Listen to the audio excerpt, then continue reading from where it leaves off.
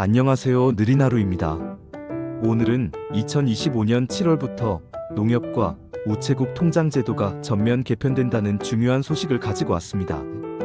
이 변화가 여러분의 금융 생활에 어떤 영향을 미칠지, 그리고 어떻게 대처해야 하는지 자세히 알려드릴게요. 끝까지 시청하시고 현명하게 대처하세요. 1. 왜 제도가 바뀌는 걸까요? 농협과 우체국은 오랫동안 많은 분들이 이용하는 금융기관이죠. 하지만 시대가 변하면서 금융 환경도 빠르게 변화하고 있습니다. 2025년 7월부터 시행되는 이번 제도 개편은 이러한 변화에 발맞춰 금융 서비스의 효율성을 높이고 소비자 보호를 강화하는 데 그 목적이 있습니다. 좀 더 구체적으로 어떤 점들이 달라지는지 살펴볼까요? 2. 주요 변경 사항 무엇이 달라지나요? 이번 제도 개편에서 가장 중요한 변화는 다음과 같습니다. 압류 방지 통장 및 복지급여 전용 계좌 의무화 2025년 7월부터는 복지급여를 받으시는 분들은 반드시 정부가 지정한 압류 방지 통장 또는 복지급여 전용 계좌를 통해 수령해야 합니다. 기존처럼 아무 통장으로나 복지급여를 받을 수 없게 되는 것이죠. 이는 복지급여가 압류되는 것을 막고 수급자분들의 기본적인 생활을 보호하기 위한 조치입니다.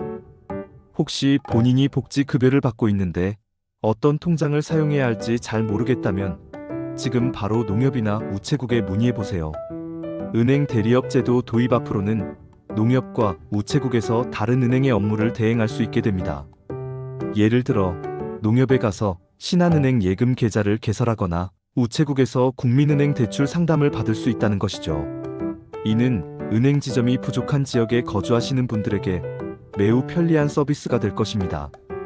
여러 은행을 돌아다닐 필요 없이 가까운 농협이나 우체국에서 다양한 은행 상품을 비교하고 가입할 수 있으니까요. 예금자 보호 한도 변경 혹시 예금자 보호 제도에 대해 들어보셨나요? 금융기관이 파산하더라도 예금보험공사가 예금을 보호해주는 제도인데요. 2025년 7월부터는 예금자 보호 한도가 5천만 원에서 1억 원으로 상향됩니다. 즉, 은행에 돈을 맡겼는데 은행이 망하더라도 원금과 이자를 합쳐서 1억 원까지는 보호받을 수 있다는 뜻이죠. 하지만 1억 원이 넘는 금액은 보호받지 못할 수 있으니 자산 규모가 크신 분들은 예금을 여러 금융기관에 분산하는 것을 고려해보는 것이 좋습니다. 청약통장 전환 혹시 예전에 청약저축, 청약, 예금, 청약부금에 가입하신 분들 계신가요? 이러한 기존 청약통장 가입자분들은 2025년 9월 30일까지 주택청약종합저축으로 전환하는 것이 유리합니다. 전환하더라도 기존에 납입했던 금액과 기간은 그대로 인정되니 서두르지 마시고 꼼꼼히 따져본 후 전환 결정을 내리세요. 우체국 예금은 예금자 보호법과는 별개로 국가가 전액을 보장합니다. 즉, 우체국에 돈을 맡기면 어떤 일이 있어도 원금을 잃을 염려가 없다는 것이죠. 안전성을 중요하게 생각하시는 분들에게는 우체국 예금이 좋은 선택이 될 수 있습니다. 3. 어떻게 대처해야 할까요? 그렇다면 이러한 제도 변화에 우리는 어떻게 대처해야 할까요? 몇 가지 중요한 사항을 짚어보겠습니다. 계좌 확인 및 전환 복지급여를 수령하시는 분들은 본인이 사용하고 있는 통장이 압류 방지 통장 또는 복지급여 전용 계좌로 지정되어 있는지 반드시 확인해야 합니다. 만약 일반 통장을 사용하고 있다면 농협이나 우체국 영업점을 방문하여 압류 방지 통장으로 변경 신청을 해야 합니다. 미리미리 확인하셔서 불이익을 받는 일이 없도록 하세요. 청약통장 전환 기존 청약통장 가입자분들은 2025년 9월 30일 이전에 주택, 청약 종합저축으로 전환하는 것이 유리할 수 있습니다. 농협 창구에서 전환 신청이 가능하며 자세한 내용은 농협 담당자와 상담해 보시는 것이 좋습니다. 자산 분산 전략 예금자 보호 한도가 1억 원으로 상향되기는 했지만 여전히 1억 원이 넘는 금액은 보호받지 못할 수 있습니다. 따라서 자산 규모가 크신 분들은 여러 금융기관에 예금을 분산하는 전략을 고려해 보세요.